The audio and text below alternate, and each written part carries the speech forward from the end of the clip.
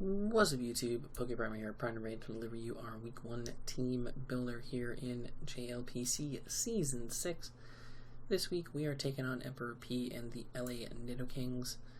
You can see his roster down here in the bottom right corner of your screen. He has the Kartana, Azumarill, Blaziken, Tentacruel, Turtonator, Noctowl, Togekiss, Umbreon, Electivire, and Espeon. So, a lot of really solid threats for his team. A couple things to note. One, Espeon outspeeds my whole team, so that's very unfortunate. So Espeon and Kartana actually both outspeed my whole team. So that's going to be a problematic situation to deal with. Blaziken does not have speed boost, so it's not as much of a threat. I'm not really bothered by Blaziken at all.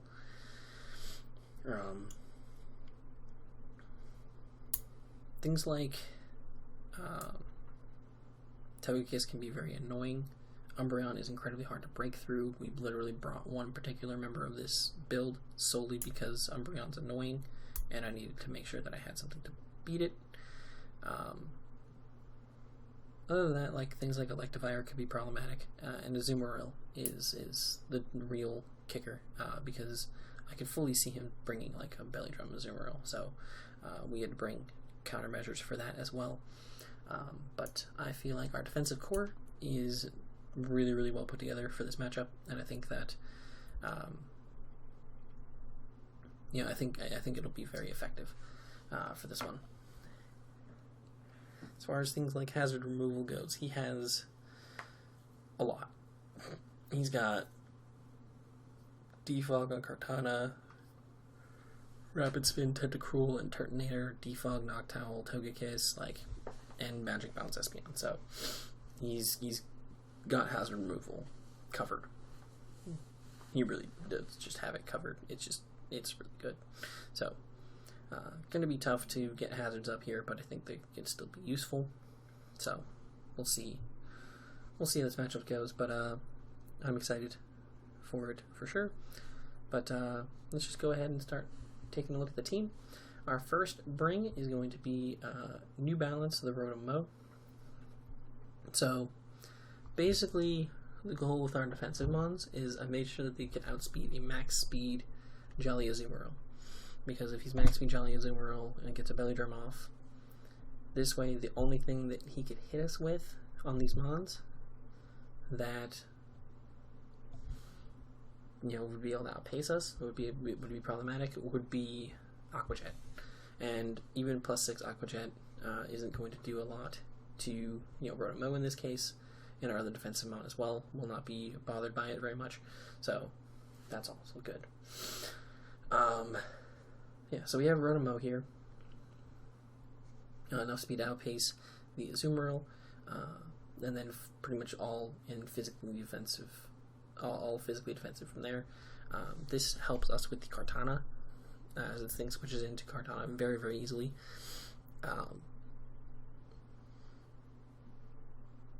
And overall, I think this thing just works as a good defensive mon against things like Electivire as well.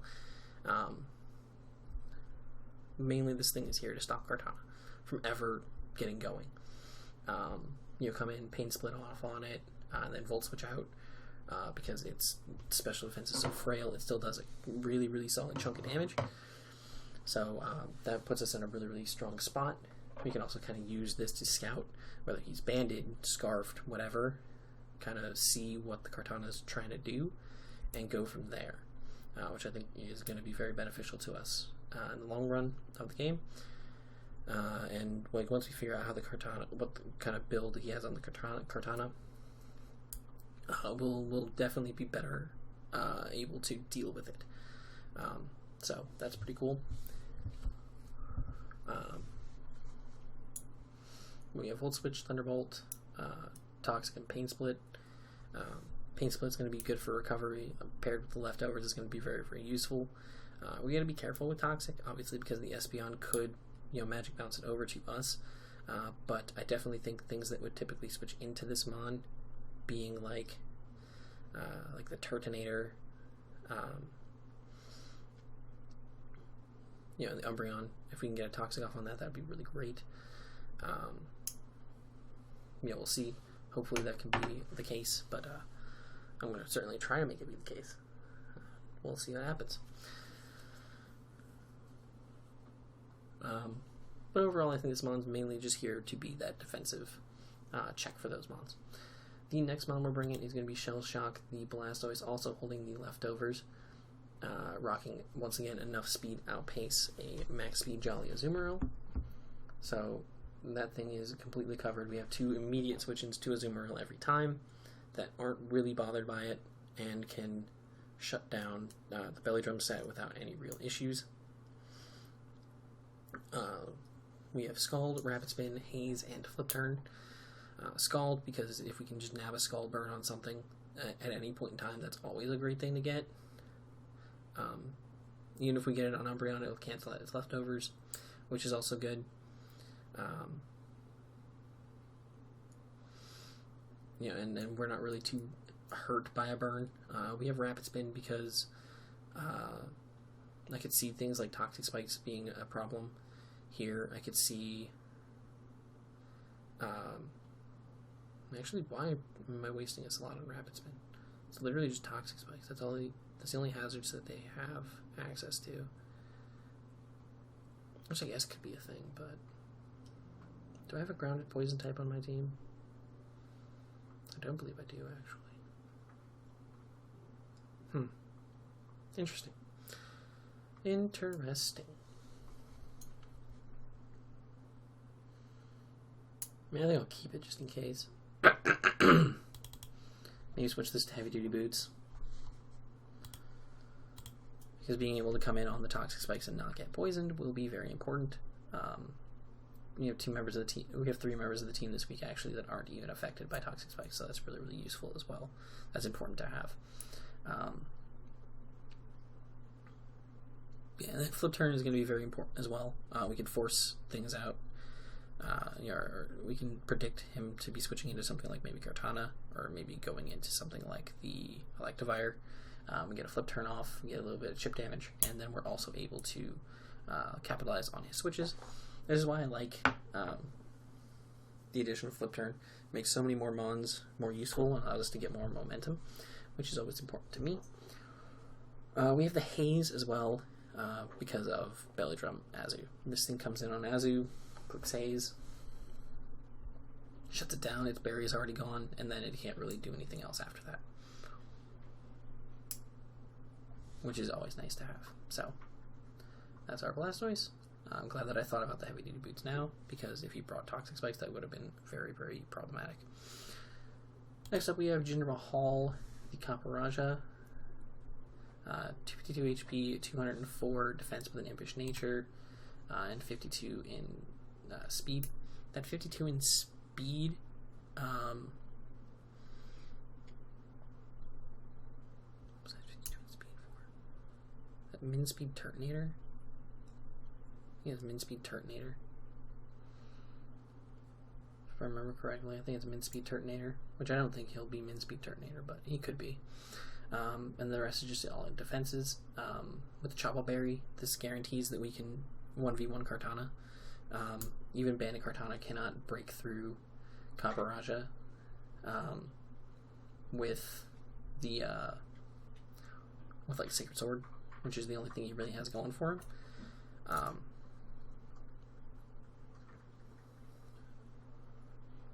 Moveset wise, we have the Stealth Rock, Heat Crash, Earthquake, Iron Head. Heat Crash is specifically for Kartana because it will just nuke right through it. Iron Head hits so many members of the team incredibly hard, especially with the Sheer Force boost. It breaks through Togekiss very easily. Anything that doesn't resist it does not appreciate it. And the things that do resist it, Earthquake is here for those. Earthquake hits all of those really, really hard. Things like the Blaziken, the Turtonator, Electivire, all hit hard by the Earthquake. So, Kaparaja, basically, I don't see it lasting very long in the match, but I do see it chunking a few mons before it goes down. And hopefully if I can get the rocks up, I'll be able to pressure him enough that he won't be able to get rid of them. And that's like the best case scenario, obviously. like having them. I like having them just in case, you know. So that's cool. Excuse me. The next one we're bringing is Shortcake, the Tapu Lele. Choice specs: Psychic Surge, Psyshock, Moonblast, Aromatherapy, and Thunderbolt.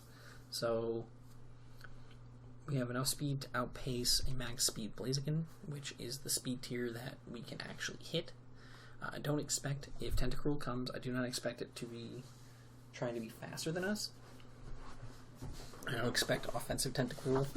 I think with things, you know, some of the things on my team, I think he needs to be more defensive. Things like Blacephalon, things like the Zapdos, I think he needs to be more defensive. So I feel like running this speed is perfectly fine. This also outspeeds things like Togekiss. This pretty much outspeeds everything that we can outspeed, guaranteed. It does not outspeed Electivire because we would have to speed tie with him. If he runs like max speed Tentacruel, we would never be able to outspeed it anyway. And we can't outspeed Espeon and Kartana at all. So that's where we're at there. But the key thing about this is choice specs. Tapu Lele just claims kills. Even the bulkiest mon on his team, being the Umbreon, is guaranteed to a KO'd always by a Moonblast from Specs Lele. Guaranteed always to a KO'd. Fully spit F, it does like minimum like 74%. It's crazy. It's just gonna be a matter of like clicking the right move at the right time. But Moonblast is incredibly safe against his team. He has literally one mon that resists Moonblast. One. Well, two. But I don't count Kartana because Kartana's 2 KO'd by it.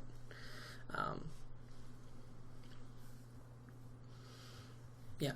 But he has one mon that really resists it, and that's Tentacruel. And if I predict the Tentacruel coming in and I hit it with a Psyshock, it dies. So it's really just a matter of landing my predictions appropriately. But that shouldn't be that difficult. And honestly, like, if I'm predicting like Tentacruel or something, or if he has Tentacruel and Kartana, I can also just click Specs Thunderbolt, which Specs Thunderbolt still, I'm pretty sure 2 KOs Kartana unless it's Solfast or something, and guaranteed 2 KOs the Tentacruel in most instances. So that works as well as an option, just in case, as like a backup option. And then we have the Aromatherapy because Toxic Spikes could be a thing.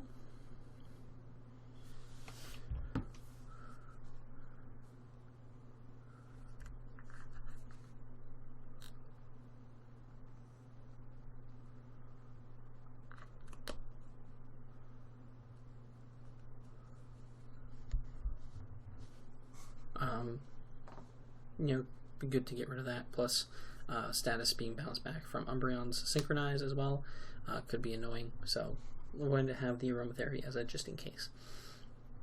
Also, want to kind of maybe use this as like a bluff, kind of like, oh, I'm not choiced in any way. Don't worry about it. I'm not choiced. And then for him to think that he can live a hit later and then die, that'd be cool. Next up, we have Pennywise, the Blacephalon, with the Focus Sash. Focus Sash works here because he doesn't have any Stealth Rockers. The only hazards he has are the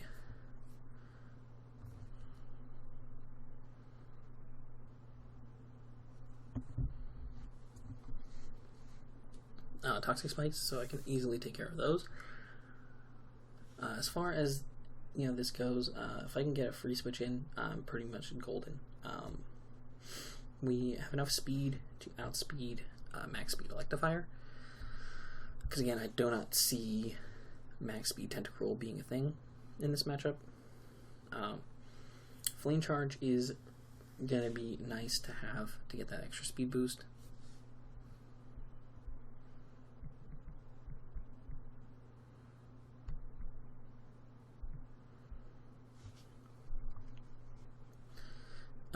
Which could be very, very useful, because I didn't want to run a Scarf set on this one. I wanted to put a Scarf elsewhere. You know, that extra speed boost will be very beneficial, especially if we can catch it on a switch in. We can go for another one thanks to our Sash. That'd be very, very great. That'd be like a best case scenario, because if we can get 2 speed boosts off, we're guaranteed outspeeding everything. And then we can just start picking things off. Shadow Ball is almost entirely no drawback against most of this team.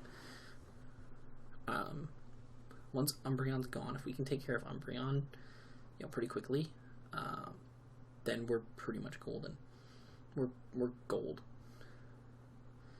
because Umbreon is the thing that kind of stops this thing from winning in the long run. Because in a lot of cases, I can just bring this thing out and just click Shadow Ball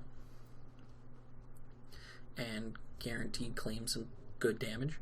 Once Umbreon's gone, I'm shipping through his team very easily with that.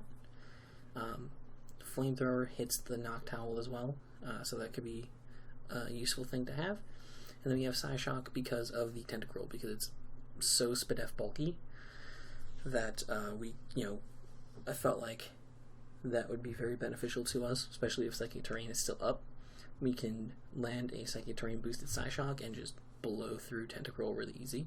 I think that could be very beneficial to us in this matchup. And I definitely think that if played right, if I can play it right, if I can time everything appropriately, I think I can probably sweep with Blacephalon in this game. I'm hoping that I can sweep with Blacephalon in this game. Like, there's a lot of mons he could bring to this matchup that could make this thing that could make things problematic, but I don't know if he can bring all of them, because Espeon could be a problem for us, but is he going to be able to fit that in there? Tentacruel is going to be annoying. Azu could be a problem. Kartana could be a problem. Umbreon's a problem. Togekiss is a problem. There's a lot of mons that he could cause problems to us with, but he can't bring all of them. So it's going to be interesting to see which ones he does bring. But I definitely think that, depending on the matchup, I think Blacephalon can do really well here. And then our last mon, because I really wanted to bring a weak one, Galarian Zapdos, Choice Scarfed, Defiant, Meep is ready to go. We have enough speed for the Electivire. We have just max attack and then threw the rest into HP. We have Thunderous Kick, Brave Bird, Close Combat, and U-Turn. So, yeah, this thing is just here to wreck shit. Obviously, there's a decent amount of fighting resists on the team. They have a decent amount of them. Espeon, I don't think would ever come straight in on this thing as a switch in. I don't think that would ever be a thing, because it's not particularly bulky, so it would still take a shit ton of damage. Togekiss, if I can smack that thing with a Brave Bird, that'd be great, but we also have things like Rotom and Copperajah that can also come in on Togekiss and not be too stressed, so that's also good.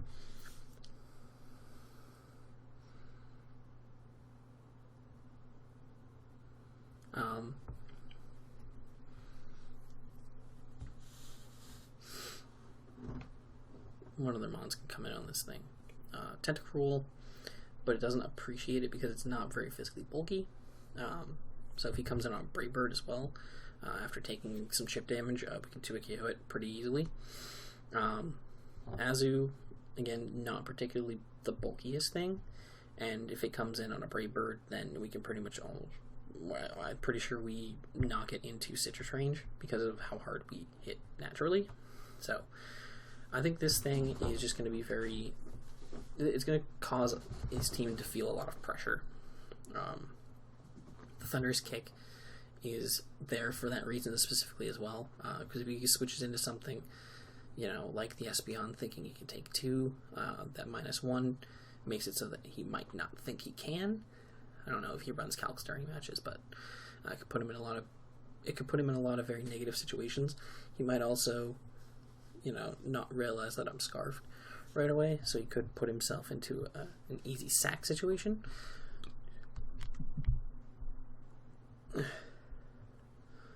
So we'll see what happens with that, but that's pretty awesome. And then we have the close combat as a backup, because I didn't want to just be spamming close combat all game. I felt like Thunder's Kick was a better move to spam click when I'm, Scarf into.